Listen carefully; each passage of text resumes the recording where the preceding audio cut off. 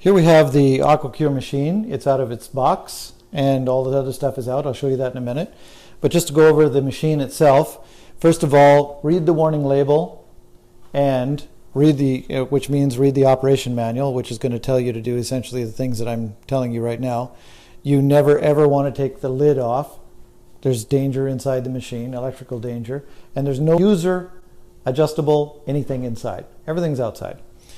So we've already taken the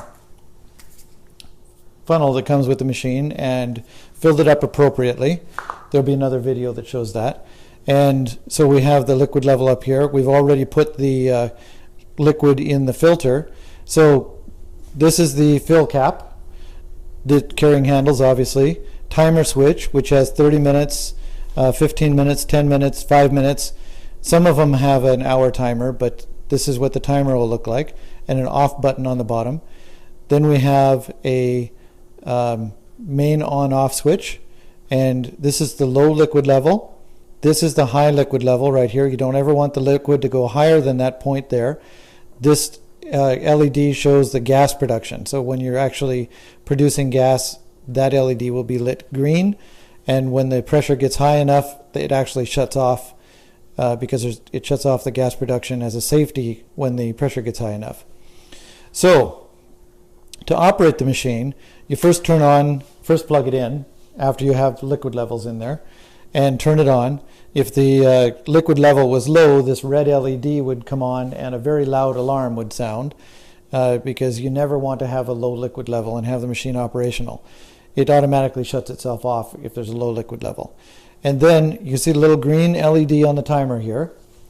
That simply means the timer has power at this point. And when you press any of these timing buttons, let's press the 30-minute, you'll see the green LED turn on there. When it gets down to 15 minutes, it'll automatically cycle down through these timers until it flashes a few times and then goes to off automatically. So the other thing that can happen with the timer is if you're going to use the torch, or if you're using like you want to not have it shut off at 30 minutes, like if you are using it for oxygen hydrogen supplementation at night when you're sleeping, then you just press and hold this button until that light goes out and the red LED comes on down here. At that point, this machine will just keep running until the low liquid level shuts it off. And a very loud alarm, I guarantee you'll wake up when that alarm goes off. You've got several hours of use in here, so there should actually be never a time. And if you look here at the sight tube, you can actually see what the liquid level is. During testing, we have it quite low because we don't need to have a lot of fluid in there. But this liquid level with the blue that you can see there, you never want to have it go higher than here. So when you're filling it, you want to fill it very slowly because the liquid level actually lags behind the level in the electrolyzer a little bit. So again, never have the liquid level go below this point here or the alarm will go off. And now in order to shut it off even at any time, you can just push this button and it shuts off.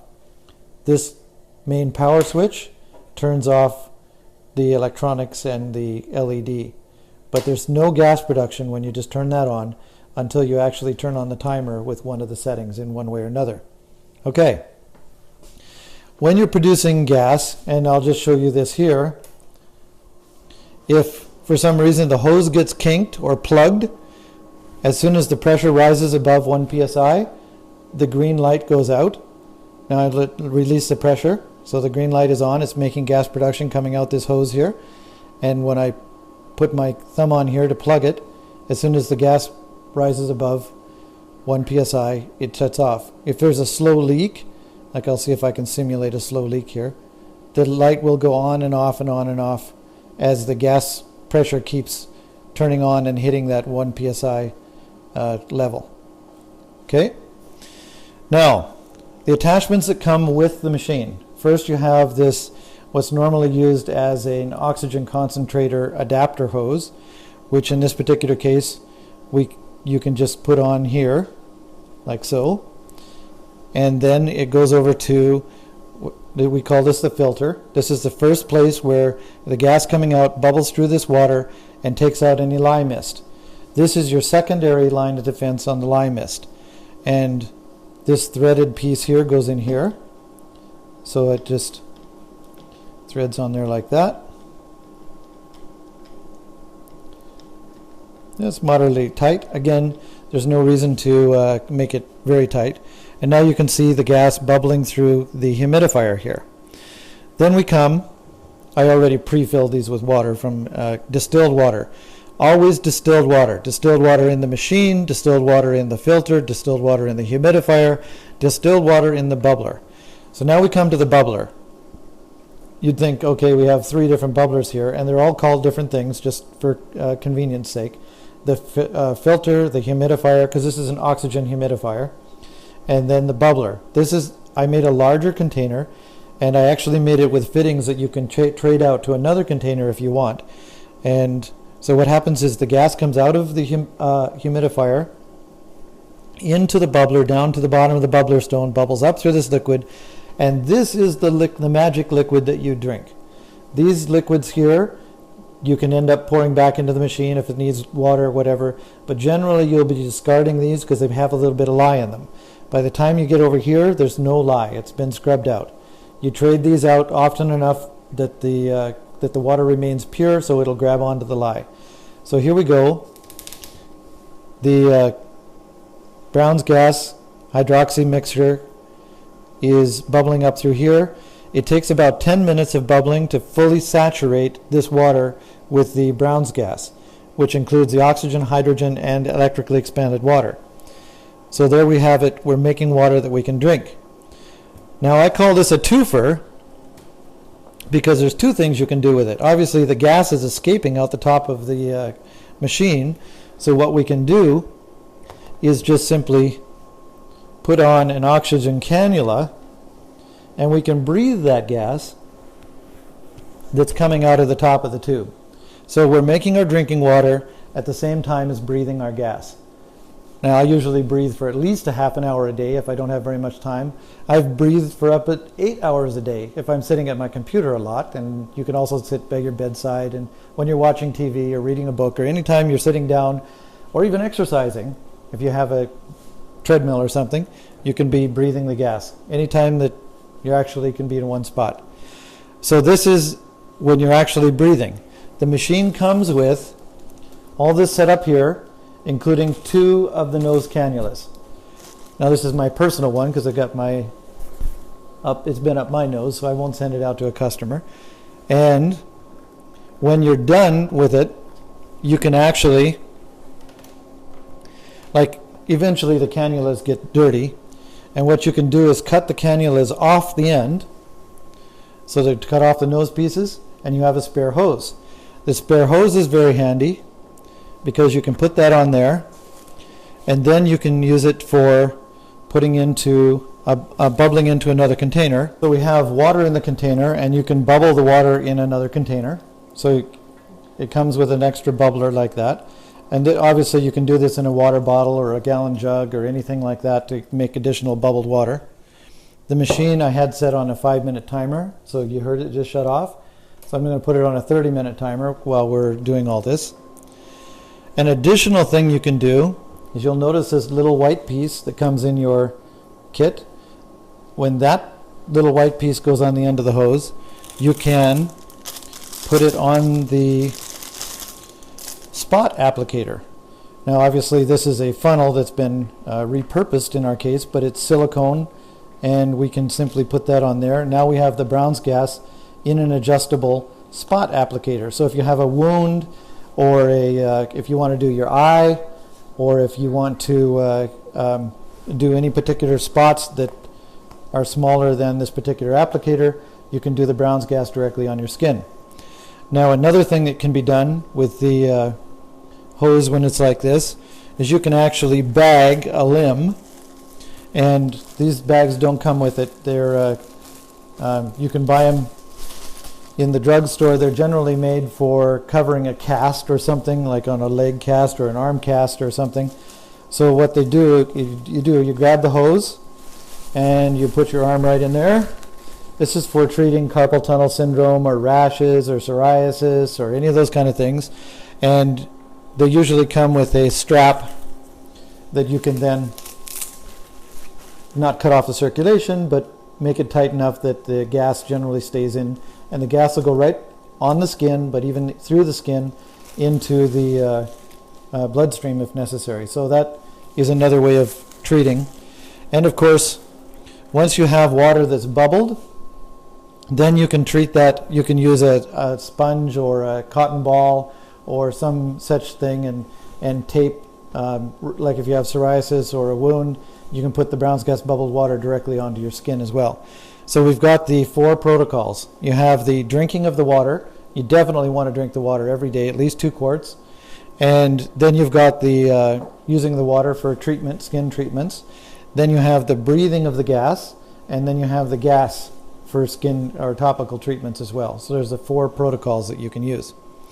Now, interestingly enough, you can also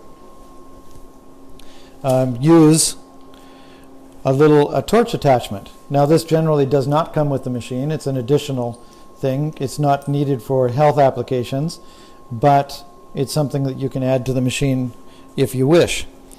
The hose that comes with the torch attachment is put like this. So you put the handle on first, and then you put the nut, and then you stick the hose on this little nipple right there, and then you put the nut in place like that, and then you put the handle in place like that, and finally you can undo this particular fitting here,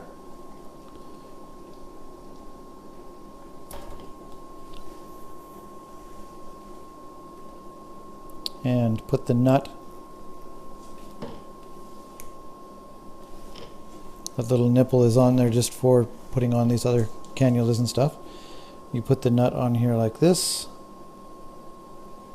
and you can attach the torch handle directly to there, and you can see that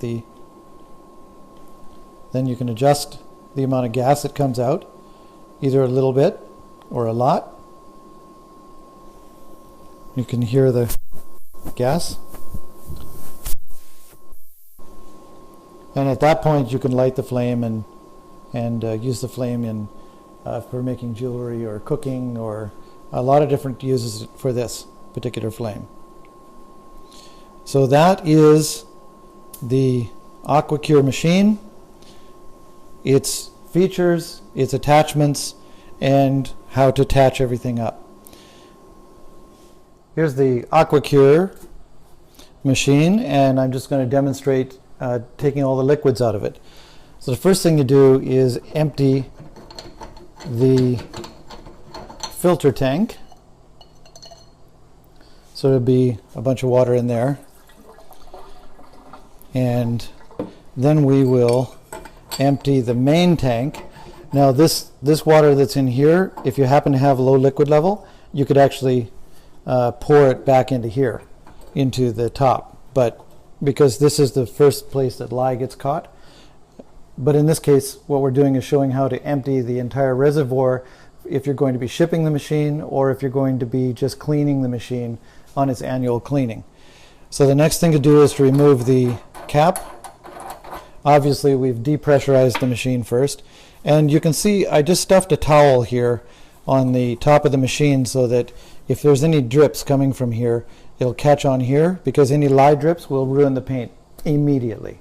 So you don't want that to happen. Now in the sink here, just before I pour, you can see I put a couple of mason jars. So I actually recover the electrolyte. There's no reason to actually throw it down the sink. If it's reasonably clean, or you can put it through a coffee filter, you can actually reuse the electrolyte. All we're trying to do is get the gunk out of the machine. Or in the case of shipping, what you want to do is have no liquids in the machine whatsoever. Now the other thing is, when I tip it over, there's actually 2 tanks inside the machine. The first tank will empty rather quickly. The second one will take a little while. So you'll just kind of let the drips drip until it stops dripping. So here we go. We just grab the machine, and we'll try to hit the mason jars. We won't be too concerned if we don't actually hit the mason jars. You'll see just how good I am here. Oh, there we go. And always tip it this direction. If you tip it the other direction, it will cause the liquids inside the machine to go into the filter. And when you tip it this direction, then the liquids go away from the filter, so you won't be having liquid coming out of the filter. Okay, and as I was pointing out, you're probably going to have to let it wait a little while to get all the liquids out. And when I talk about the filter, I mean this little stainless steel tank on the front. In the instruction manual, it shows that that is the filter.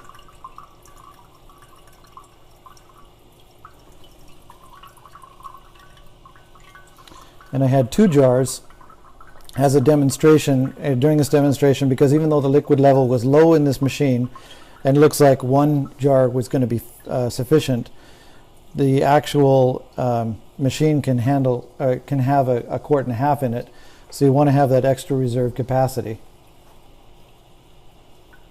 Okay, we're getting close to the end, so you'll just wait until it finishes dripping, and then you'll turn it back right upright, and then put the cap back on it.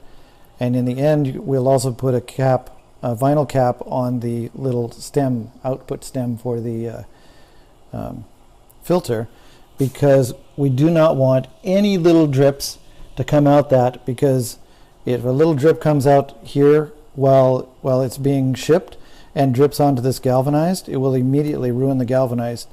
And we also don't want any of the styrofoam or packing material to get into this tube, so that's why we make sure to plug that tube off with a cap, which I'll show you shortly here. So now we'll take this back up here like so. Make sure we don't have any drips anywhere, and put the cap back on here. And hopefully I have my other cap here someplace. Yeah, here we go. So a little vinyl cap I include with the machine. We just put that right on the stem there and get it on there nice and far so that it will not accidentally slip off. And there we go. The machine is actually ready to ship, put in its box to ship.